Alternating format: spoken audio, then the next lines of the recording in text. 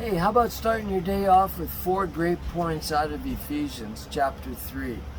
Let's read a couple verses, starting with verse 16.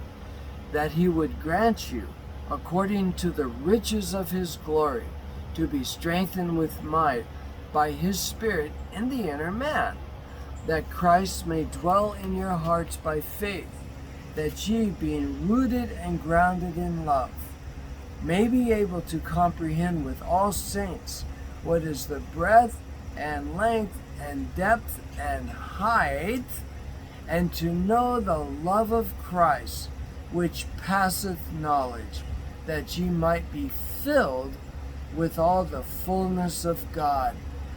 There are tremendous promises in these verses. Number one, that you are strengthened with might, according to the riches of his glory. What are the riches of his glory? Christ in you. Christ in you strengthens you.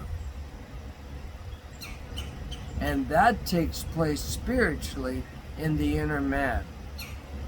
That Christ may dwell in your heart. So not only are you to be strengthened by Christ in you, but Christ is supposed to dwell in your heart by faith. Faith is the right way of believing. There are wrong ways to believe, but the right way is according to the doctrine in the 7 church epistles. So Christ is supposed to dwell in your heart by your right believing. And then you're supposed to be rooted and grounded in love, rooted and grounded in agape. This is God's desire for you, that you are rooted and grounded in your behavior. Why?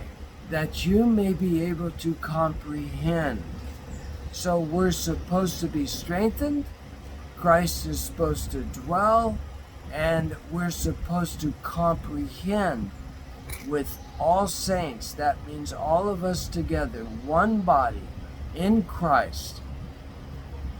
What is the breadth and length and depth and height of this indwelling, of this marvelous strengthening and dwelling and comprehension that's supposed to be happening to us. And then we're to know the love of Christ. We're to know Christ and his agape, which passeth knowledge. The way he walked, the way he talked, the way he behaved, passeth knowledge. Oh my gosh, this opens up an entirely new realm of living.